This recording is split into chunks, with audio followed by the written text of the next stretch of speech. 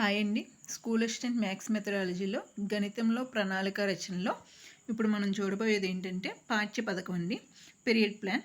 ఇది ఏంటంటే మనకి పీరియడ్ ప్లాన్ అనేది ఎప్పుడు రూపొందించుకుంటామంటే మనకు యూనిట్లో సబ్ యూనిట్స్ ఉంటాయండి. ఆ సబ్ యూనిట్ని మనకి ఇచ్చిన పీరియడ్ టైంలో అంటే సపోజ్ మనకి 45 మినిట్స్ ఇస్తే ఆ 45 మినిట్స్ వ్యవధిలో మనం బోధించే విషయమే ఎలా బోధించాలి, ఏంటి, ఏమేమి టీచింగ్ ఎయిడ్స్ కావాలి అని అది మొత్తాన్ని వివరంగా తయారు చేసుకునే పథకాన్ని పాఠ్య పథకం అంటారు.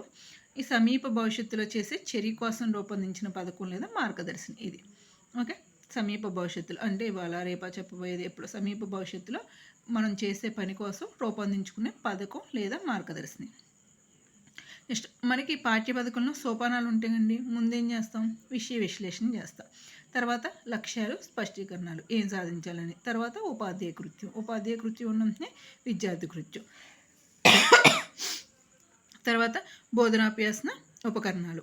తర్వాత నల్లబల్ల పని ఉంటుంది. తర్వాత ఏం చేస్తాం, మూల్యాంకనం ఉంటుందన్నమాట. ఇవన్నీ వచ్చి పాఠ్య పథకంలోని సోపానాలు. విషయ విశ్లేషణ, లక్ష్యాలు, స్పష్టీకరణలు, ఉపాధ్యాయ కృత్యం, విద్యార్థి కృత్యం, బోధనోపయాసన ఉపకరణాలు, నల్లబల్ల పని, మూల్యాంకనం. ఓకే, నెక్స్ట్ వచ్చేసి ఏంటంటే పాఠ్యపథకం ప్రయోజనాలండి. పాఠ్యపథకం అన్న ప్రయోజనాలు ఏంటంటే తక్కువ శ్రమతో నిర్దేశించిన లక్ష్యాన్ని చేరవచ్చు. తక్కువ శ్రమతో ఎందుకు, ఆల్రెడీ మనం ప్రిపేర్ అయ్యే ఉంటాం కదా, ఏం చెప్పాలి, ఏంటి అనేది, ఏ లక్ష్యాన్ని సాధించాలని ముందుగానే నిర్ణయించి ఉంటుంది. కాబట్టి మనం ఆ దిశలో బోధన జరుగుద్ది కాబట్టి మనకి శ్రమ అనేది తక్కువగా ఉంటుందన్నమాట. ఆల్రెడీ తెలిసి ఉన్నదాన్ని చేస్తూ ఉంటాం కాబట్టి శ్రమ అనేది తక్కువగా ఉంటుంది. నెక్స్ట్ సెకండ్ది ఏంటి, పాఠ్య బోధన ఆసక్తికరంగా ఉంటుంది. అంతే కదండి, మనం పాఠ్య పథకం తయారు చేసేటప్పుడు పిల్లవాడి యొక్క ఆసక్తిని, అభిరుచిని, వైఖరిని అన్నిటినీ దృష్టిలో పెట్టుకొని ఆ పాఠం అనేది వాడికి ఎలా చెప్తే అర్థమవుతుంది, ఎలా ఆసక్తిని పెంపొందించవచ్చు అనేది ముందుగానే ప్రిపేర్ చేసుకొని ఉంటాం. కాబట్టి పాఠ్యబోధన అనేది ఎలా ఉంటుంది, ఆసక్తికరంగా ఉంటుంది. నెక్స్ట్ కాలం ఆదా అవుతుంది.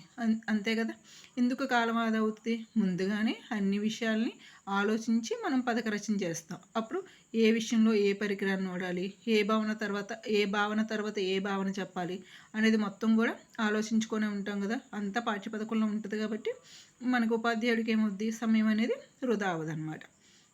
నెక్స్ట్ ఉపాధ్యాయుడు ఆత్మస్థైర్యంతో బోధిస్తాడు. అంతే కదండి, ప్రతి పాఠ్య బోధనకి కూడా ఒక పథకం ప్రకారం ఉంటుంది కనుక ఉపాధ్యాయుడు ఏం చేస్తాడు, భయపడకుండా బోధిస్తాడు. పాఠ్య బోధనలో ఉపయోగించవలసిన బోధనా ఉపకరణాలు కూడా భయం ఏమీ లేకుండా ఆల్రెడీ వెల్ ప్రిపేర్డ్గా పాఠ్య పథకం రాసుకుంటాడు కాబట్టి సకాలంలో సక్రమంగా వాటన్నిటిని కూడా ఉపయోగిస్తాడు అన్నమాట. నెక్స్ట్ మూల్యాంకనం కూడా ఏమవుతుంది, క్రమబద్ధంగా జరుగుతుంది. తగిన జాగ్రత్తలతో మూల్యాంకనం ఎలా జరగాలనేది ముందుగానే నిర్ణయించుకుంటాడు కాబట్టి ఆ ప్రకారంగా ఉపాధ్యాయుడు ఏం చేస్తాడు, మూల్యాంకనం చేస్తాడు. దాంతో ఏమైంది, విద్యార్థులు పాఠ్యాంశాలని ఎంతవరకు అవగాహన చేసుకున్నారు అనేది ఉపాధ్యాయుడు గ్రహించి వారి జ్ఞాన నిర్మాణం గురించి సమగ్రంగా తెలుసుకుంటాడనమాట. ఆ మూల్యాంకనంలో ఏమన్నా లోటుపాట్లు ఉన్నాయనుకోండి, వాటన్నిటిని ఏం చేస్తాడు, సరిదిద్దుకుంటాడు. ఇవన్నీ వచ్చేసి మనకి పాఠ్యపథకం ప్రయోజనాలండి. ఏంటి, తక్కువ శ్రమతో నిర్దేశించిన లక్ష్యాలను చేరుకోవచ్చు, శ్రమ ఉండదు, పాఠ్యబోధన ఆసక్తికరంగా ఉంటుంది, కాలం ఆదా అవుతుంది, ఉపాధ్యాయుడు ఆత్మస్థైర్యంతో బోధిస్తాడు, అదేవిధంగా మూల్యాంకనం కూడా ఏమవుతుంది, క్రమబద్ధంగా జరుగుతుంది. అయితే ఈ పాఠ్యపథకం గురించి హెర్బార్డ్ సోపానాలండి ఇంపార్టెంట్ ఇవి. జేఎఫ్ హెర్బార్డ్ అనే శాస్త్రవేత్త అనే విద్యావేత్త పాఠ్యపథక రచనలో 6 దశలను సూచించాడండి. అవి ఏమేంటంటే సన్నాహం, సమర్పణ, సంసర్గం, సాధారణీకరణం, అన్వయం, పునర్విమర్శ. సన్నాహం, సమర్పణ, సంసర్గం, సాధారణీకరణం, అన్వయం, పునర్విమర్శ. ఫస్ట్ 1, 2, 3, 4 అన్నీ కూడా సాల మీదే. సన్నాహం, సమర్పణ, సంసర్గం, సాధారణీకరణం, అన్వయం, పునర్విమర్శ. ఫస్ట్ది వచ్చేసేసి సన్నాహం అండి. ఉపాధ్యాయుడు తను బోధించే పాఠానికి సంబంధించిన పూర్వజ్ఞానాన్ని ఏం చేయాలి, విద్యార్థుల నుంచి ప్రశ్నల రూపంలో రాబట్టాలి. అంతే కదా, సన్నాహం ఏదన్నా పని చేయాలంటే మనం సన్నాహం కావాలండి. ఆ సన్నాహం అవ్వాలంటే ఉపాధ్యాయుడు ఏమైనా అవ్వాలి, క్లాసులో ఒక రంగులోనే పిల్లవాడికి ఆ టాపిక్కి సంబంధించి ఇంతకుముందు క్లాసులో ఏం నేర్చుకున్నాడు, వాడికి ఏం గుర్తుందనేదాన్ని ప్రశ్నల రూపంలో రాబడితే వాడు సన్నాహపడతాడనమాట. నెక్స్ట్ ఏం టాపిక్ వస్తుంది ఏంటి అనేదానికి ప్రిపేర్డ్గా ఉంటాడు. వాటిని విధానాలను ఎలా అమలుపరుస్తారంటే ప్రశ్నించడం ద్వారా, విద్యార్థుల ఆసక్తిని మెలకొల్పడం ద్వారా, కథలు చెప్పడం వల్ల.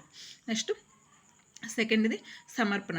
ఈ దశలో ఉపాధ్యాయుడు ఏం చేస్తారంటే పాఠ్యాంశాల్లోని భావనలన్నింటినీ ఒక తార్కిక క్రమంలో అమర్చుకుని విద్యార్థులకు అందిస్తాడనమాట. అందించే ప్రయత్నం చేస్తారు. అంటే అమూర్త భావనలన్నింటినీ, కంటికి కనిపించిన భావనలన్నిటి కోసం విషయాలకి ఏం చేస్తాడు, విద్యార్థులకి మూర్త దశలో అందించడానికి ప్రయత్నిస్తాడనమాట. అమూర్త భావనలన్నింటినీ కూడా మూర్త భావన దశలో అందించడానికి ప్రయత్నిస్తాడు. ఇంకా నెక్స్ట్ వచ్చేసేసి సంసర్గం అండి. సంసర్గం ఏంటంటే ఈ దశలో విద్యార్థి ఏం చేస్తాడంటే పూర్వభావాలకి ప్రస్తుత పాఠ్యాంశాలకి సంబంధించి నూతన భావనని సంసర్గం చేసుకుంటారు అన్నమాట. అంటే ఇంతకు ముందు ఉన్నది ఇప్పుడు ప్రస్తుతం పాఠ్యాంశంలోకి దానికి దీనికి మధ్య సంబంధించి కొత్త భావనలు ఏమైనా ఉన్నాయా అనే వాటిని సంసర్గం జరుగుతుంది. నెక్స్ట్ సాధారణీకరణ. సాధారణీకరణం ఏంటంటే విద్యార్థులు తను అధ్యయనం చేస్తాడు కదా, ఆ విషయంలో అత్యంత ప్రాధాన్యం ఉన్న సామాన్యీకరణం చేసి అంశాలను స్థాపిస్తారన్నమాట. అంటే ఒక విషయం గురించిన నిర్వచనాలు కానీ సూత్రాలు మొదలైన అంశాలన్నింటినీ కూడా విద్యార్థులు ఏం చేస్తాడు, స్వయంగా నేర్చుకోవడానికి ప్రయత్నించే దశ అనమాట ఇది. ఓకే. నెక్స్ట్ అన్వయం ఏంటంటే ఇప్పుడు సాధారణీకరణం చేసి కొన్ని విషయాల్ని కొన్ని అంశాలని నేర్చుకున్నారు కదా, వాటిని ఎప్పుడు ఎక్కడ తగిన సమయంలో వినియోగపరిచే శక్తి సామర్థ్యం వైఖరిని అన్వయించుకుంటారు. నెక్స్ట్ పునర్విమర్శ. ఈ దశలో ఉపాధ్యాయుడు ఏం చేస్తాడు, తాను బోధించిన పాఠ్యాంశంపై విద్యార్థులు ఆర్జించిన జ్ఞానం మొదలైన లక్ష్యాల్ని పరీక్షిస్తాడనమాట, పునర్విమర్శ చేస్తాడు. హెర్బార్డ్ పాఠ్యపథక నమూనాలో చూడండి ఏమేంటి. ఫస్ట్ సన్నాహం. సన్నాహం అంటే ఏం చేయాలి, ఉపాధ్యాయుడు దాన్ని బోధించే పాఠం ముందు విద్యార్థుల పూర్వజ్ఞానాన్ని ప్రశ్నల రూపంలో అదేవిధంగా విద్యార్థులను ఆసక్తి మెలుపుకోవడానికి ప్రయత్నిస్తాడు, సన్నాహం చేస్తాడు. నెక్స్ట్ సమర్పణ అన్నమాట. సమర్పణ చేసేటప్పుడు ఏం చేస్తాడు, ఉపాధ్యాయుడు అతను బోధించాల్సిన అన్నింటినీ ఒక తార్కిక క్రమంలో అమర్చుకొని అమూర్త విషయాలన్నింటినీ మూర్త భావన ద్వారా విద్యార్థికి అర్థమయ్యేటట్టు చెప్పడానికి ప్రయత్నిస్తాడు. నెక్స్ట్ సంసర్గం. సంసర్గం ఏంటి, ఈ దిశలో విద్యార్థి ఏం చేస్తాడు, ఇంతకు ముందున్న పూర్వానుభవాల్ని ఇప్పుడున్న అనుభవాలతో మధ్య నూతన సంబంధం ఏదైనా ఉందా అనే భావనని సంసర్గం జరుగుతుంది. నెక్స్ట్ సాధారణీకరణ. విద్యార్థులు తమ అధ్యయనం చేస్తున్న విషయంలో అత్యంత ప్రాధాన్యత ఉన్న విషయాల్ని మన మైండ్లో ఫిక్స్ చేసుకుంటారు. అంటే ఒక విషయం గురించిన నిర్వచనాలు కానీ సూత్రాలు మొదలైన వాటిని అన్నింటినీ కూడా స్వయంగా నేర్చుకోవడానికి ప్రయత్నిస్తాడు. నెక్స్ట్ అన్వయం. అంటే సాధారణీకరణం చేసి నేర్చుకున్న విషయాన్ని వాటిని అప్పుడు తనకు అవసరమైన వాటికి తగిన నియమంలో వినియోగపరుచుకునే శక్తిని సామర్థ్యాన్ని వైఖరిని పెంపొందించుకుంటాడనమాట. నెక్స్ట్ పునర్విమర్శ. ఇందులో ఏం చేస్తాడంటే ఉపాధ్యాయుడు తాను బోధించిన పాఠ్యాంశం విద్యార్థులకు ఎంతవరకు అర్థమైందో అని చెప్పి ఆర్జించిన జ్ఞానాన్ని మొదలైన లక్ష్యాలను ఏం చేస్తాడంటే పరీక్షిస్తాడండి. ఇవి వచ్చేసి హెర్బార్డ్ సోపానాలండి. సన్నాహం, సన్నాహం, సమర్పణ, సంసర్గం, సాధారణీకరణ, అన్వయం, పునర్విమర్శ, అదేవిధంగా సన్నాహం. పాఠ్యపథకం గురించి అన్నమాట.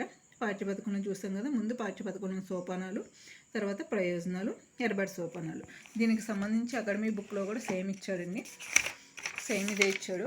పాఠ్యపథకం గురించి యూనిట్లోని సబ్ యూనిట్లో ఒక పీరియడ్ బోధించడానికి ఇది ఇచ్చాడు. అదేవిధంగా పాఠ్యపథక ప్రయోజనాలు కూడా ఉపాధ్యాయుడు ఆత్మస్థైర్యంతో బోధించడం, సేమ్ సమయం వృధా కాదు, ఇదే ఇచ్చాడండి. నెక్స్ట్ పాఠ్యపథకంలో హెర్బార్డ్ సోపానాలు కూడా సన్నాహం, సమర్పణ, సంసర్గం, అదేవిధంగా సన్నాహాన్ని లేక సంసిద్ధత అంటారు, అంటే ప్రిపరేషన్. సమర్పణని ప్రజెంటేషన్, విషయ విశదీకరణ అంటారు. సంసర్గం లేదా అనుసంధానం, ఇది కూడా సామాన్యీకరణం లేదా సాధారణీకరణం. నెక్స్ట్ అన్వయం, పునర్విమర్శ అన్నమాట. చూడండి, ఒకవేళ సన్నాహం చూస్తే సేమ్ పూర్వజ్ఞానాన్ని వెలికితీసి నూతన పాఠ్యాంశాల కోసం సిద్ధపరచుకుంటా ఆ దశను సమర్థవంతంగా నిర్వహించడానికి ఏం చేస్తారు,